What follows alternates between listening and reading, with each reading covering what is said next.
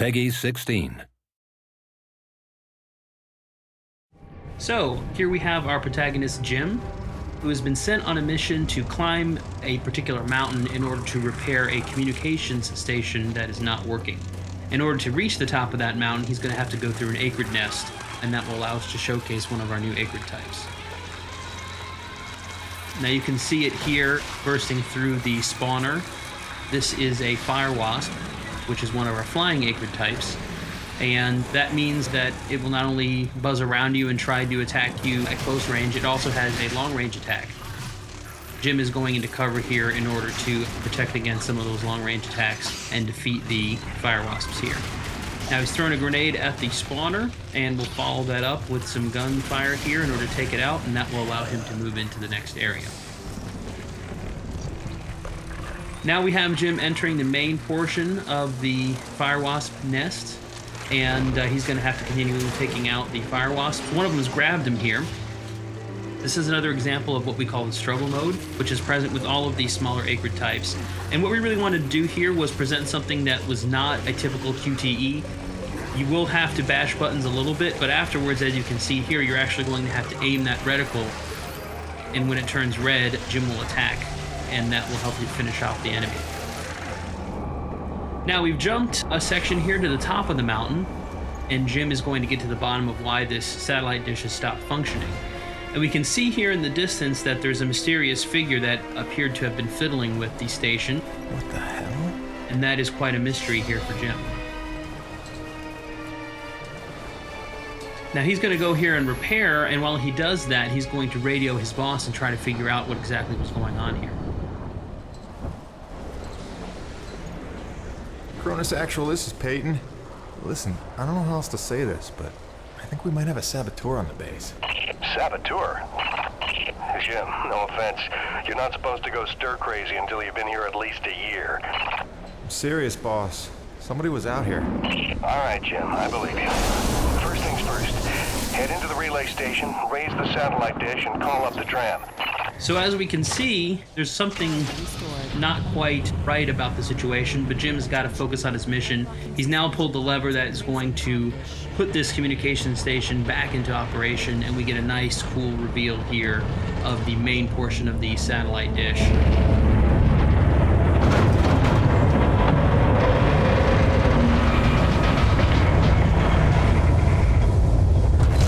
Comm dish locked and ready for transmission. Now that he's restored functionality to the communication station, Jim is going to have to call up his utility rig that he's left at the bottom of the mountain using the built-in gondola system that he's repaired along the way. And this will call his rig up to him so that he'll be able to use it to make some final adjustments, make sure that the base is able to communicate with Earth. So as we can see here, he's operating the gondola system, and that will call the utility rig back up from the mountain, and all he has to do is wait for it to arrive to complete his mission. Kronus Actual, you copy? I've got the satellite dish working, just waiting for the rig to come up. However, looks like someone's not too happy having visitors here at the top of the mountain. This is another one of our new acrid types that we're showing off here in the video. And this is the spitter, which is a Cat L, large size acrid. As you can see, it's sort of scorpion-like. And this is actually going to be one of the larger acrid types in the game. Not the biggest by far, but certainly one of the larger types. And it's going to be quite difficult for Jim to defeat on foot. It's basically a boss encounter. As you can see, you have to roll, you have to dodge in order to avoid its attacks from its tail. And it also spits venom at Jim as well. So what Jim is really doing here is he's trying to damage it and really trying to stand up against it, but he knows that his rig is on its way up, and if he can get in his rig, it's going to make this a much more even fight. And so that's definitely what Jim is looking to try to do here. Now, he's hit it enough times and done enough damage that the spitter is going to retreat to its cave. And that's actually good timing for us because it'll give us an opportunity to buy some time while the rig shows up. And we can see a little bit there from the gondola apparatus, the rig showing up here as we take out a few of these fire wasps. And sure enough, here is the rig that is shown up at the top of the mountain. And now all Jim has to do is get in it, and we're going to try to finish off the spitter that we saw a few minutes ago.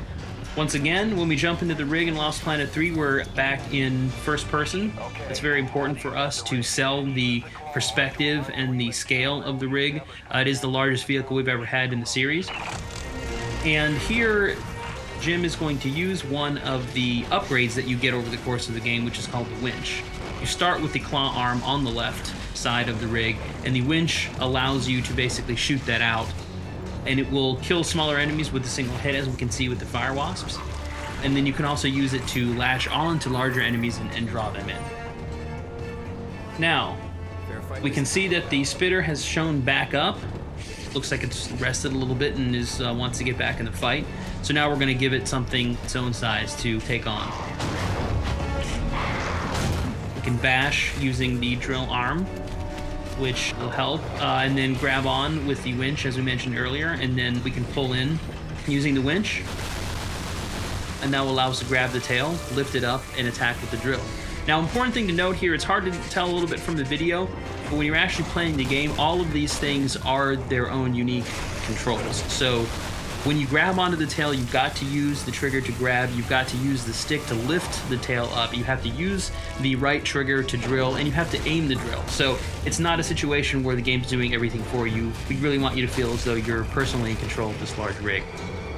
Now we've taken the tail off, we've bashed it into submission a little bit, and we're going to try to come in here now to finish it off. So bash it, stun it a little bit, come in, grab with the left trigger, and then we're going to use the drill here in order to finish it off, which is quite a gory and satisfying way to kill the enemies. And there we go. Before we finish out the video here, just going to play one of our cool cinematics here that's going to show a little bit more of the background of some of the characters and also give some hints at some of the mysteries that Jim and the others are facing here on EDN 3.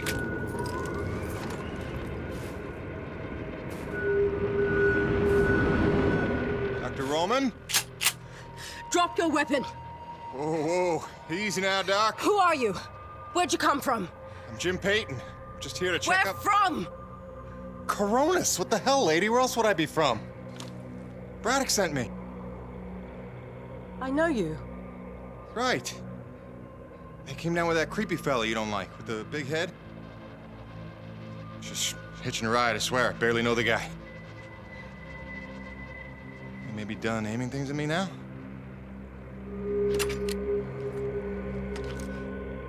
Braddock sent you? I want to make sure you're okay. See if you needed any help. Touching concern after all these months. To what do I owe such an excess of caution? I might ask the same, Shotgun Sally. You've seen it then, haven't you? It? Someone in the distance. Watching. Hard to know what I saw. They say folks start to crack up. Out here in the white too long? Perhaps. Do you feel cracked? Can't say as I do. Then there's something the old man's not telling us. You realize that? Trying not to. I know how it is. You didn't come here to ask questions. But believe me, James, this place has secrets. Keep your eyes open, or they'll sneak up on you when you least expect it. It's all good and ominous, Doc. I'm just here to do a job. That's convenient. I've got one for you.